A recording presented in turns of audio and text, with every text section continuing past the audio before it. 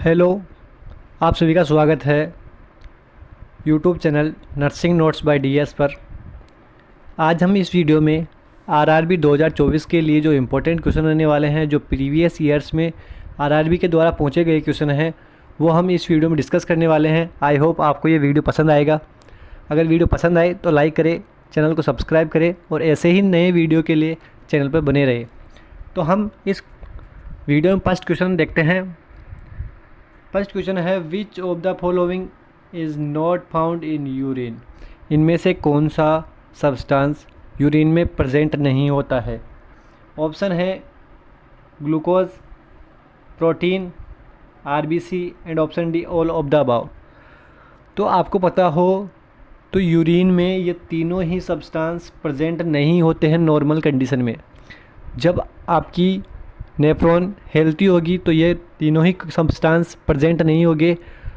अगर कोई इंजरी है आपके नेफ्रॉन में, आपके ग्लोमेरुलस में, बाउंस कैप्सूल में, तब ये सब कुछ देखने को मिल सकता है, अन्यथा ये देखने को नहीं मिलता है। तो इसका राइट आंसर होने वाला है आपके ऑप्शन डी, इनमें से कोई सा भी नहीं देखने को मिलता है। यूरिया, यूरिक एसिड, क्रिएटिनिन, ये सब देखने को मिल सकते हैं, लेकिन ये ग्लूकोज, प्रोटीन और आरबीसी ब्लड सेल तो जाती ही नहीं है। और अगर ग्लूकोज और प्रोटीन जाती है तो नेफ्रॉन की पीसीटी में 100% वापस रीएब्जॉर्ब हो जाती है। तो इसका राइट आंसर हो गया ऑप्शन डी। नेक्स्ट क्वेश्चन हम देखते हैं। नेक्स्ट क्वेश्चन है, which vitamin gives with measles vaccine. Measles vaccine के साथ कौन सा विटामिन दिया जाता है। कौन सा विटामिन मीजल्स वैक्सीन के साथ दिया जाता है, आपसे ये पूछा है इस वीडियो में। इस क्वेश्चन में आपसे पूछा है कि मीजल्स के साथ कौन सा वैक्सीन दिया जाता है। आपके सामने ऑप्शन है, option A vitamin D, option B vitamin A, option C vitamin C, option D vitamin K. तो इसका आंसर कौन सा सही होगा। सबसे पहले मीजल्स का वैक्सीन 9 to 12 मंथ पे दिया जाता है। मोस्टली ये 9 मंथ पे ही दे दिया जाता है। 9 मंथ पे ही मीजल्स का वैक्सीन लगा दिया जाता है चाइल्ड में। तो इसके साथ कौन सा विटामिन देते हैं, तो इसका राइट आंसर होगा option B vitamin A. Vitamin A दिया जाता है मीजल्स के साथ। विटामिन ए दिया जाता है मीजल्स के साथ। तो इसका राइट आंसर होगा ऑप्शन बी। नेक्स्ट क्वेश्चन है, एक्जुडेट मीन्स। यहाँ पूछा है एक्जुडेट का मतलब क्या होता है। ऑप्शन है ये ड्यू टू एडिमा के कारण देखने को मिलता है। ऑप्शन बी है due to increase capillary permeability. Capillary permeability की बढ़ने की वजह से देखने को मिलता है। Option C contain more WBC, protein and RBC. इनमें डब्ल्यूबीसी, प्रोटीन और आरबीसी ज़्यादा देखने को मिलते हैं। या फिर ऑप्शन डी है बोथ बी एंड सी। तो इनमें से राइट कौन सा होगा। हम देखते हैं कि एक्जुडेट होता क्या है। जब भी हमारी बॉडी में कोई इन्फ्लामेशन होता है तो उसके कारण अपनी ब्लड वेसल्स की कैपिलरी की परमिएबिलिटी बढ़ जाती है। ब्लड वेसल्स की परमिएबिलिटी बढ़ने के कारण वहाँ से फ्लूइड लीक होता है और वो fluid extra cell interstitial fluid space में जाके इकट्ठा हो जाता है। उसी को हम एक्जुडेट कहते हैं। और एक्जुडेट फ्लूइड में डब्ल्यूबीसी, प्रोटीन और फैट ज़्यादा मात्रा में देखने को मिलता है। ये टर्बिड एपीरियंस का देखने को मिलता है। टर्बिड एपीरियंस में देखने को मिलता है। और इसमें तो इसका राइट आंसर होने वाला है, क्योंकि इसमें कैपिलरी परमिएबिलिटी बढ़ने के कारण देखने को मिलता है। और डब्ल्यूबीसी, प्रोटीन और आरबीसी ये तीनों ही कंटेंट ज़्यादा देखने को मिलते हैं और ये टर्बिड एपीरियंस का पाया जाता है। तो इसका राइट आंसर होने वाला है option D, both B and C. Next question देखते हैं। नेक्स्ट क्वेश्चन है, true sign of pregnancy. Important question है। प्रेगनेंसी के साइन पूछा है यहाँ पे कि ट्रू कौन सा होगा। इसका आपको बताने से पहले मैं एक बता दूं कि एक्जुडेट के तरह ही एक ट्रांसजुडेट और होता है, ट्रांसजुडेट फ्लूइड। ट्रांसजुडेट फ्लूइड, ये फ्लूइड जब एडिमा की कंडीशन होती है बॉडी में तो ऑनकोटिक प्रेशर के कम होने और हाइड्रोस्टेटिक प्रेशर के बढ़ने के कारण, ऑनकोटिक प्रेशर के कम होने और हाइड्रोस्टेटिक प्रेशर के बढ़ने के कारण अपनी बॉडी से फ्लूइड लीक होता है इंटरस्टिशियल फ्लूइड में, और ये फ्लूइड नॉर्मल अपीयरेंस होता है, क्लियर अपीयरेंस होता है। इसमें WBC, RBC और प्रोटीन की ज़्यादा मात्रा देखने को नहीं मिलती है एक्सुडेट की तुलना में। तो ये दोनों में डिफरेंस हुआ, पूछा जा सकता है एक्सुडेट और ट्रांसुडेट दोनों में से कोई सा। अब बात करते हैं हम इस क्वेश्चन की, ट्रू साइन कौन सा होगा प्रेगनेंसी का। ट्रू साइन ऑफ प्रेगनेंसी, आपको पता है कि प्रेगनेंसी के साइंस को 3 कैटेगरी में बताया गया है कि एक प्रोबेबल, एक प्रिजम्पटिव, एक ट्रू। ये 3 कैटेगरी में प्रेगनेंसी के साइन को बताया गया है। तो इनमें से ट्रू साइन कौन सा है? ऑप्शन है Chadwick, option B amenorrhea, option C heart sound, option D ballottement. तो इनमें से राइट आंसर कौन सा होने वाला है? आपको बताऊं कि चैडविक जो साइन होता है, चैडविक और जैक्यूमर, ये दोनों साइन एक ही साइन को माना जाता है, चैडविक और जैक्यूमर। इसका दूसरा नाम जैक्यूमर भी बोला जाता है, जैक्यूमर साइन। तो आपको ध्यान रखना है कि जैक्यूमर भी पूछा जा सकता है आपसे। तो इस कंडीशन में ये 8 वीक की गेस्टेशन पर देखने को मिलता है, और इसमें ब्लूइश डिस्कलरेशन देखने को मिलता है। Bluish discoloration of genital area. अब यहाँ जेनाइटल एरिया में आपको कोई, यहाँ वेजाइना, वल्वा और सर्विक्स, ये तीनों पार्ट्स इसमें इंक्लूड है। तो ब्लूइश डिस्कलरेशन देखने को मिलता है चैडविक साइन में, जो कि 8 वीक पे देखने को मिलता है। इसके बाद में दूसरा है एमनोरिया। ये प्रेगनेंसी का फर्स्ट सिम्टम है। First symptom of pregnancy is amenorrhoea, और ये कोई ट्रू साइन नहीं है। ये बिल्कुल भी, ये क्या है? सिम्टम है, not a sign, this is symptom. जो कि हमें, जो भी प्रेग्नेंट मदर है उसकी तरफ से जो बताया जाता है वो सिम्टम होता है। तो ये सिम्टम होता है। इस कंडीशन में मेंस्ट्रुअल साइकिल एब्सेंट हो जाती है, मेंस्ट्रुअल साइकिल नहीं आती है। तो फर्स्ट सिम्टम पूछे आपसे तो होगा एमनोरिया। इसके बाद में हर्ट साउंड और बेलोटमेंट।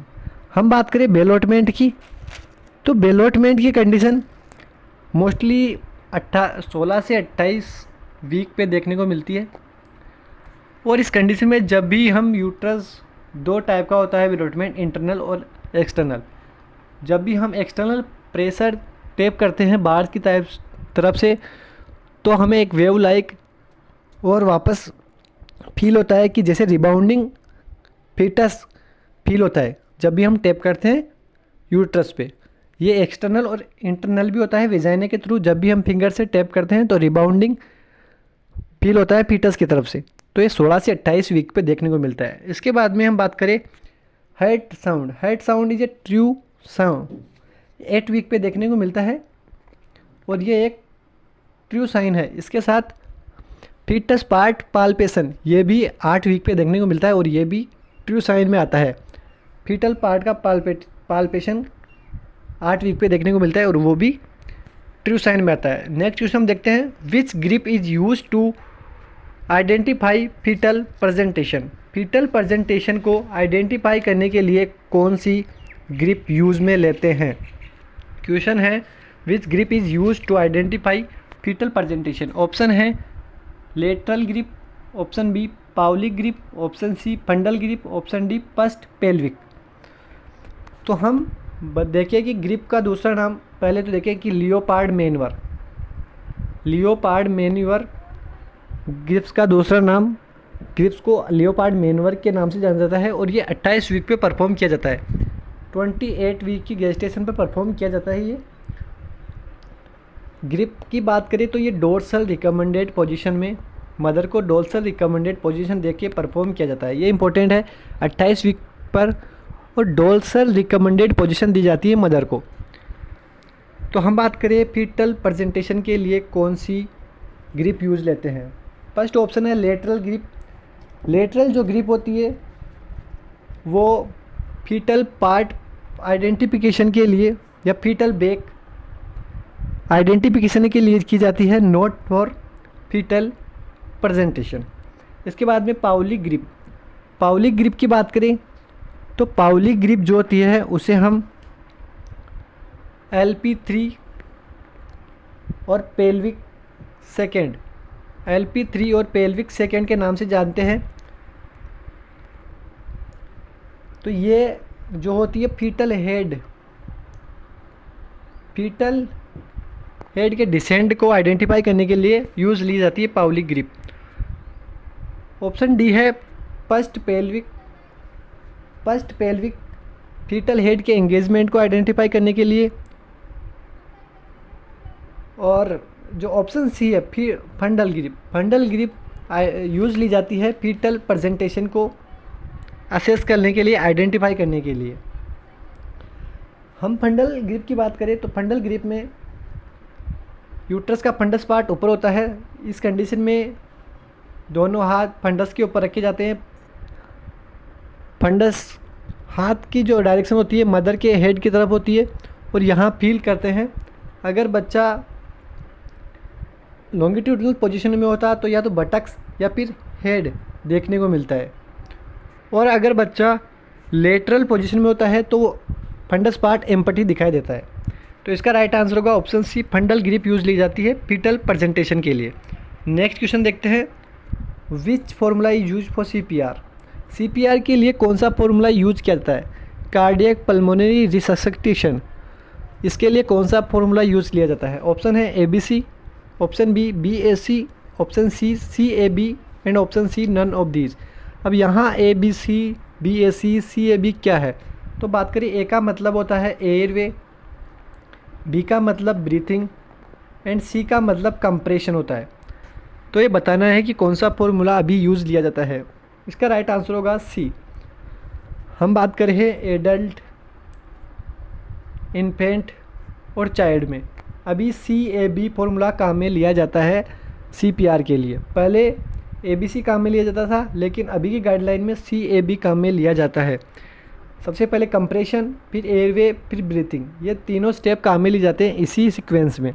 हम बात करें नियोनेट की, नियोनेट में ATAB एंड C ये फॉर्मूला काम लिया जाता है। Temperature, airway, breathing and compression, तो ये दोनों में डिफरेंस हुआ। तो इसका आंसर हो गया ऑप्शन सी CAB। यहाँ C है, सॉरी, तो CAB यूज़ लिया जाता है।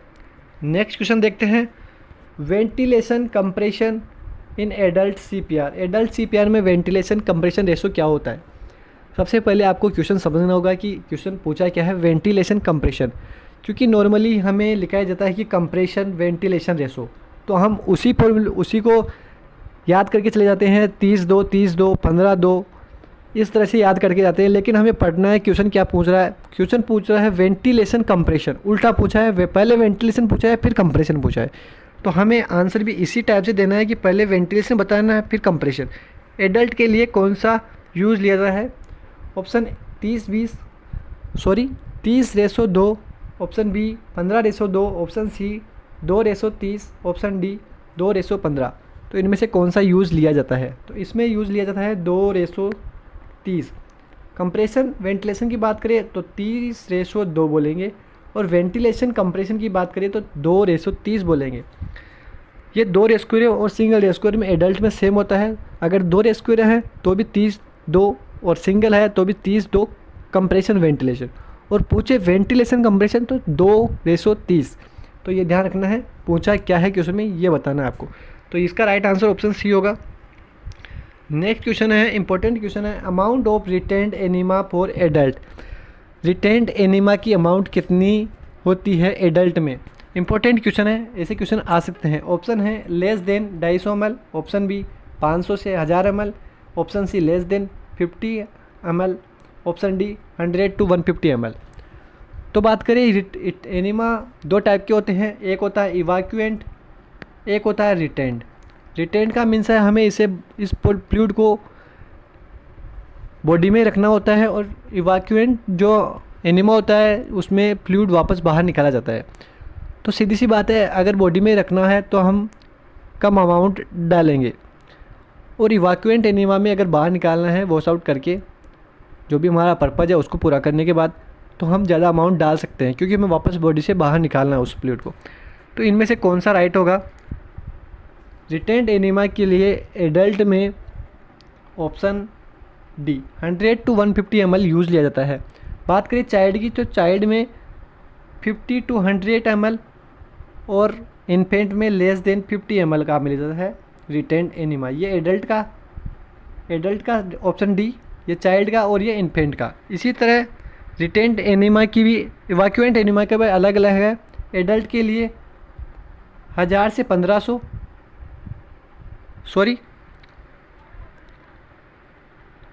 एडल्ट के लिए 500 से 1000, चाइल्ड के 250 से 500 और इन्फेंट के लिए लेस देन 250।